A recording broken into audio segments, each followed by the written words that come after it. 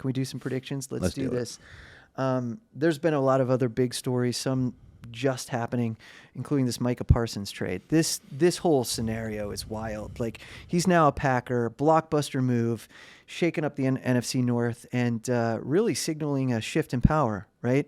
And so what does this mean for defenses league-wide, but also like the Green Bay Packers and the Dallas Cowboys? I mean, this was just wild. A lot of behind-the-scenes stuff with Jerry Jones, and ultimately he shipped off. What do you think? What are your thoughts on all this? Well, I think it's a division that he goes to where I think in that division they just beat up on each other. Chicago, Detroit, Green Bay, Minnesota. Minnesota. There's not one team that just really just stands out and takes control in that division. So I think it was a good move for him. Okay. I really preferred to maybe have seen him opposite of Chris, defensive lineman for the Kansas City Chiefs. Sure. That would have been a nice gift for 2025 for the team. But I think that just it's a good move for himself. I think when you get your contract in the media, these are the things that happen. Right. Where players may feel undervalued, not appreciated. Here's what my upside is. Here's so much that I've done for the team. It should be a quick conversation. Let's get this deal done, and I'll be in uniform. But I think this particular situation got into the media, and then here you go. He's over with Green Bay now. Right, and the media is so different now, right, than when you first came into the league because of social media access now. There's more media than ever. There's independent outlets. It's not just the same 2 or 3. So this information, there's a way that players, if they want it out there, they can put it out there. That's right. If the team wants it out there, they can put it out there. And there's a different kind of war going on between when this happens. Because to your point, 25 years ago, we don't know these details. We don't know this is happening. We don't know what those conversations are. And here we are, Micah Parsons, now a Green Bay Packer. Yeah, interesting. Now, I think there's no downside for Parsons because No. Incredible athlete. Baller, straight baller, that guy. I know who's freaking out is J.J. McCarthy, Minnesota Vikings. He's like, really? Come on, man. That's right. It's going to be my first year. Now I got to face this guy. So, yeah, entire be on the division lookout. is thinking that as well. Yep, absolutely. So, to tag on to that, to piggyback on that, do you think he's the missing piece to kind of push Green Bay into the Super Bowl conversation? I mean, Jordan Love is in a groove. They seem to have some nice pieces at wide receiver now. Got a good, solid running back.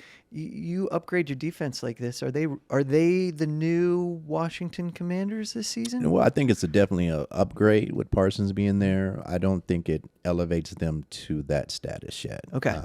To be in, and you said a Super Bowl contender. Yeah. In the conversation. Not a playoff contender, contender, just a Super Bowl Super contender. Bowl. I mean, they were in the playoffs, right? So that's next steps for them. Yeah, it is next steps for them, but I don't think this move just individually gives them that. I think it gives them another aggressive person on the D line. It gives them a force to reckon with within the division. There's a certain side of the line of scrimmage will be a little bit more difficult to handle. A lot more attention will be, all eyes, linemen specific will be definitely where is Parsons at all times. It's one of those things. Even the running back is going to be chipping in, and I say chipping in because he's going to be having to give that little elbow chip, a little forearm shiver. Yeah, so that he'll gain a lot of attention. I don't think it's enough to elevate them to the Super Bowl, but it does change game plans. It definitely does. You can't avoid that. Yeah, you now have to definitely assign, not only your linemen, but you're going to have to spend an extra running back now to make sure that backside is taken care of. All right, Priest Holmes coming out of retirement yet again. Here we go. I'm going to keep saying it. All right, let's do a little bit more of a lightning round here with some of these other predictions. Jaden Daniels, incredible season last year. He's got a lot going on, right? He's I don't want to say gone viral, but he's become famous now because of the season he had. But he has great skills. There's a lot of expectations now. What do you think is next steps for him? Do you think he's going to repeat, get better, improve, or do you think he'll fall into that sophomore slump? No, I don't think necessarily the sophomore slump.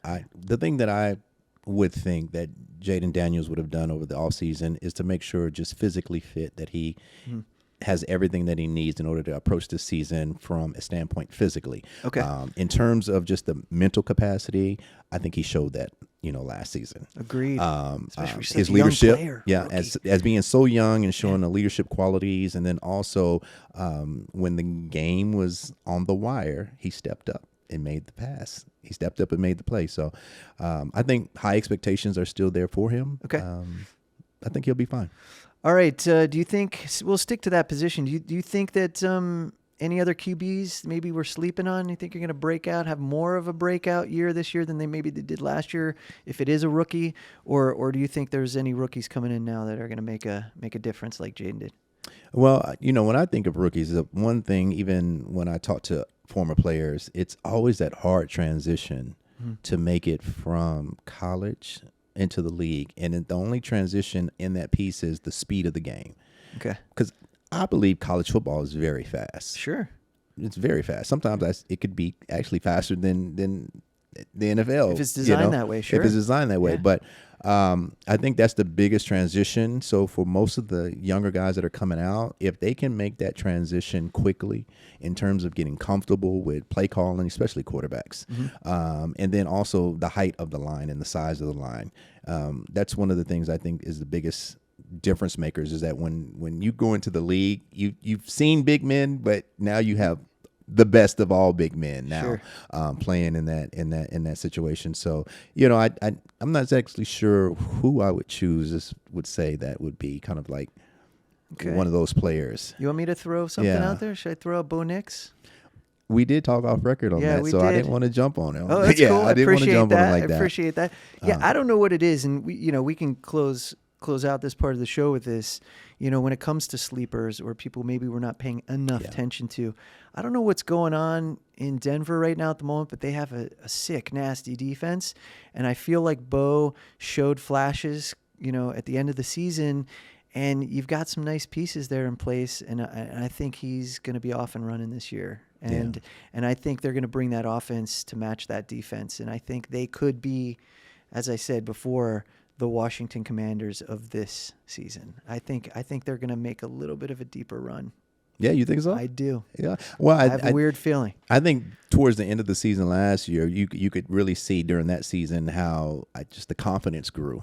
Sure. Not just with Bo, but also with Mims as well. Yeah, Mims. Mims. That confidence kind of took over, and guys get really, really comfortable in terms of being a professional. And I think that transition also is really big as well. How quickly can you become from thinking about being just a good player, a good running back, a good receiver, but being a good professional player? And that professional guy that makes that switch is the one that starts watching film and starts spending time, watching film and talking with his coaches about it deeply.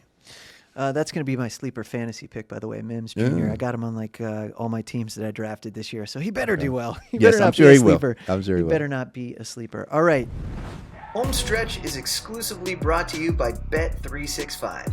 Breaking news from Bet365. New customers bet $5 and get $300 in bonus bets, win or lose. Sign up, place a bet for $5 and get $300 in bonus bets, win or lose. Bonus bets can be used on the spread, player props, futures, and so much more. Whatever the moment, it's never ordinary at Bet365. Gambling problem? Call or text 1-800-GAMBLER in Arizona, Colorado, Illinois, Indiana, Kansas, Kentucky, Louisiana, Maryland, North Carolina, New Jersey, Ohio, Pennsylvania, Tennessee, and Virginia. Or 1-800-BETS-OFF in Iowa. 21 plus only. 18 plus in Kentucky. Please gamble responsibly. Must be present in Arizona, Colorado, Iowa, Illinois, Indiana, Kansas, Kentucky, select parishes in Louisiana, Maryland, North Carolina, New Jersey, Ohio, Pennsylvania, Tennessee, and Virginia. $10 minimum deposit required. Terms and conditions apply. In-app only. This has been a Playmaker production.